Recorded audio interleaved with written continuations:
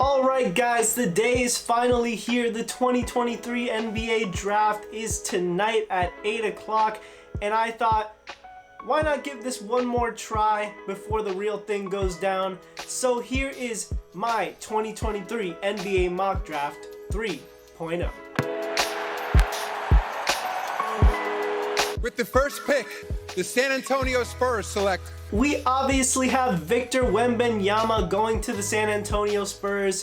We've talked about this guy a million times. You guys know he's going number one, 7'5", absolute alien of a basketball player, can shoot, can handle the ball like a forward, and has the quickness to get up and down the floor. He's gonna be an absolute beast coming into this next year, and we should see how his development goes in San Antonio. As we know, they are very good at developing generational big men with Greg Popovich as their head coach. So he goes number one. The second pick, the Charlotte Hornets select. It comes down to two players, Scoot Henderson or Brandon Miller. We have Charlotte going with Brandon Miller here. There have been a lot of reports that they recently had a private workout for both players, and Miller really impressed them, and I think that was the way they were going to go this whole time. They're definitely more worried about fit here than they are about just grabbing the best talent, which I personally think is Scoot, but for some reason they want to go with fit. But I don't think Brandon Miller is going to be a bad player by any means, but I just think Scoot has higher potential. But we have Brandon Miller going number two to Charlotte. With the third pick, the Portland Trailblazers select Scoot Henderson, 6'2" point guard. This guy has a really good NBA ready body at the point guard position, has incredible athleticism, can really jump out of the gym. He's a ferocious type of player, like your Russell Westbrook or a young Derrick Rose in terms of a comparison. And this is a weird fit in Portland because they still have Damian Lillard. Now, if they decide to make this pick and not trade it, we'll see how Dame responds to that. But right now, I just have them taking the best talent on the board, which is what they should do. And this is a steal to get Scoot here at the number 3 pick. With the fourth pick, the Houston Rockets select Amen Thompson. This guy has elite athleticism, really has a good feel for the game. He is a really good passer, especially in the open court, and he can really make some athletic moves when he is at the rim. He's a solid finisher as well. He needs to work on his shooting desperately. He is not a good shooter whatsoever. Shot in the 20% range from three-point range.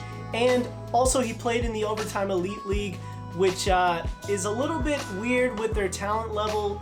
Really, a lot of people are saying that their talent level isn't very good at all. So it might be a little weird. He might be a little bit of a boom or bust prospect for them, but I think you've got to take best player available here, and I think he is that at number 4. With the fifth pick, the Detroit Pistons select Cam Whitmore out of Villanova, 6'7", 235 pounds. This guy's a beast. Obviously another NBA ready body here on the wing. I think he could be a really good scorer in the NBA, has shown a lot of flashes of potential in college, being able to take it off the dribble. He needs to work on his passing. He's not much of a passer at all. He's a little bit turnover prone as well. That is something else that he needs to work on, but I wouldn't worry much about it considering Cade Cunningham and Jaden Ivey are going to do most of the ball handling duties in Detroit. So he just has to be a slasher, cutter, and shoot the open three-point shot and knock it down. That's going to be his role in Detroit. I think it's a perfect role for him, and I have him going number 5 here. With the sixth pick, the Orlando Magic select Jarace Walker, 6'8" power forward, small ball center, 220 pounds. This guy, again, another NBA ready body here. These are the type of guys that you really look for in the draft. Guys that can come in and contribute right away. I think he will be a fantastic energy guy to start off the bench. The Magic desperately need a rim protector in there. I think he could play in a lot of different versatile lineups. The Magic also seem to not really draft for fit. They usually just take the best player available every single time they can. And I think here he is the obvious choice at number 6. With the 7th pick, the Indiana Pacers select Taylor Hendricks out of UCF, 6'10", power forward, and this guy has great length. He has awesome spot-up shooting ability for an almost 7-foot guy. Really tenacious defender. Definitely that is going to be his best attribute in the NBA. I think he would fit in perfectly next to Miles Turner there, and his life is going to be so much easier with Tyrese Halliburton getting him the ball in the right spots constantly. I think this is a no-brainer pick at 7 for the Indiana Pacers. With the 8th pick, the Washington Wizards select Anthony Black as their first draft pick after the Bradley Beal trade, and basically this entire rebuild. They just traded Kristaps Porzingis away as well to Boston. So this is a complete teardown and getting back down to basics for the Washington Wizards. I think it's finally time. They finally did it. They should have done it earlier, but thank God they finally did it. Now they can try to build a real long sustained contender in the future and going forward. And I think Anthony Black is the perfect guy to start off this rebuild. 6'7" point guard, does struggle with shooting, but he's a fantastic playmaker, really good defender as well. Just a high IQ basketball player, and he's a perfect guy to start the rebuild in Washington. with the 9th pick, the Utah Jazz select The guy that fell in this draft, there's always a guy that falls out of the top 5 or 6, and you're shocked when he's there in the 9, 10, 11 range. And in this draft, it's Ausar Thompson, 6'7", shooting guard, small forward. Very similar game to his brother, very athletic, solid passer. His brother is a better passer.